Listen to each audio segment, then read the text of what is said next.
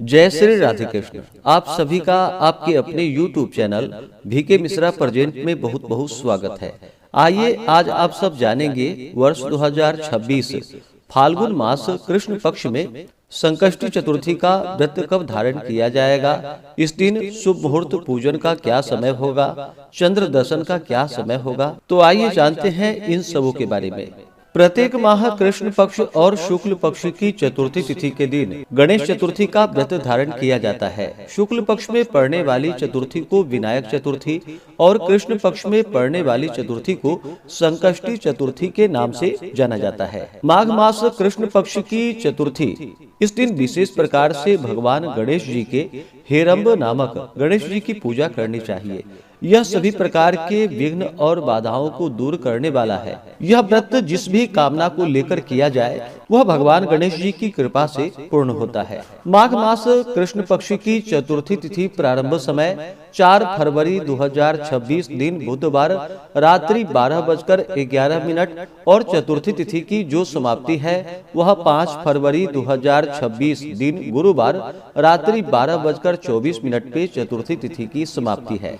तो चंद्रोदय व्यापनी के अनुसार इस बार संकष्टी चतुर्थी का व्रत जो कि 5 फरवरी 2026 दिन गुरुवार को धारण किया जाएगा। 5 फरवरी को ब्रह्म मुहूर्त का समय सुबह 5:22 से सुबह 6:15 तक होगा। सूर्योदय का समय सुबह 6:39, सूर्यास्त शाम 5:45 होगा। राहु काल का समय दोपहर 1:35 से दोपहर 2:58 तक होगा। राहु काल समय के दौरान कोई भी शुभ कार्य या नया कार्य नहीं करना चाहिए, इस बात का ध्यान रखें। प्रातः काल पूजा का शुभ मुहूर्त सुबह 7:07 से सुबह 8:29 तक होगा। शाम को पूजा का शुभ मुहूर्त शाम 6:03 से रात्रि 9:19 होगा। चंद्र दर्शन का समय चंद्रोदय का समय जो कि 5 फरवरी को रात्रि 9:11 होगा। नक्षत्र उत्तरा फाल्गुनी होगा रात्रि 10:57 तक। उसके बाद हस्त नक्षत्र होगा। योग शुकर्मा होगा रात्रि 12:04 तक। उसके बाद धृति योग होगा। जो भी संकष्टी चतुर्थी का व्रत धारण करते हैं उन्हें इस दिन प्रातः काल उठ करके स्नान आदि करके शुद्ध वस्त्र धारण करके भगवान गणेश जी का सुबह के समय में और शाम के समय में विशेष प्रकार से चंद्रोदय से कुछ पूर्व ही स्नान आदि करके शुद्ध वस्त्र धारण करके भगवान गणेश जी का साथ में चौथ माता का पूजन करे। इस दिन गंध पुष्प धूप दीप आदि से पूजन करे। भगवान को अनेक प्रकार के नैवेद्य आदि का भोग लगाए, विशेष करके मोदक आदि का भगवान गणेश जी को भोग लगाए। उन्हें दुर्वा दल और सिंदूर अवश्य ही अर्पित करे। भगवान गणेश जी और हनुमान जी को जो कि सिंदूर अवश्य ही अर्पित करनी चाहिए, इससे भगवान अति प्रसन्न होते हैं।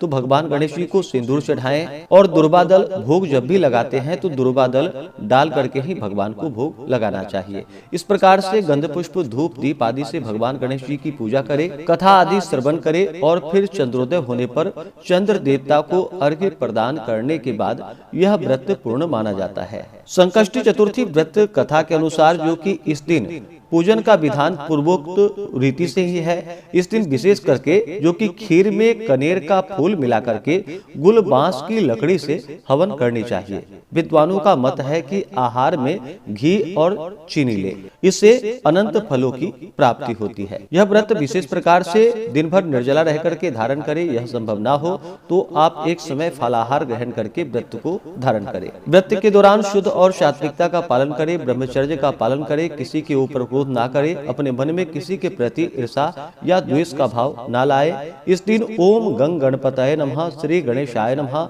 आदि मंत्रों का जप करे। भगवान गणेश जी के स्तोत्र चालीसा आदि का पाठ या श्रवण करे तो यह अनंत पुण्य फलदायी होगा। तो आशा करता हूँ कि यह जानकारी आपको अच्छा लगा हो। इसी प्रकार से ज्ञानवर्धक जानकारियाँ प्राप्त करते रहने के लिए, व्रत पूजा के बारे में जानने के लिए, कथा को सुनने के लिए चैनल पे अगर आप पहली बार आए हैं तो चैनल को लाल बटन दबा करके सब्सक्राइब करें, साथ में बेल आइकन घंटी को दबाएं ताकि आने वाली वीडियो का नोटिफिकेशन आपको समय से मिलता रहे।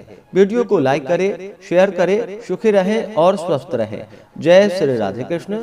धन्यवाद।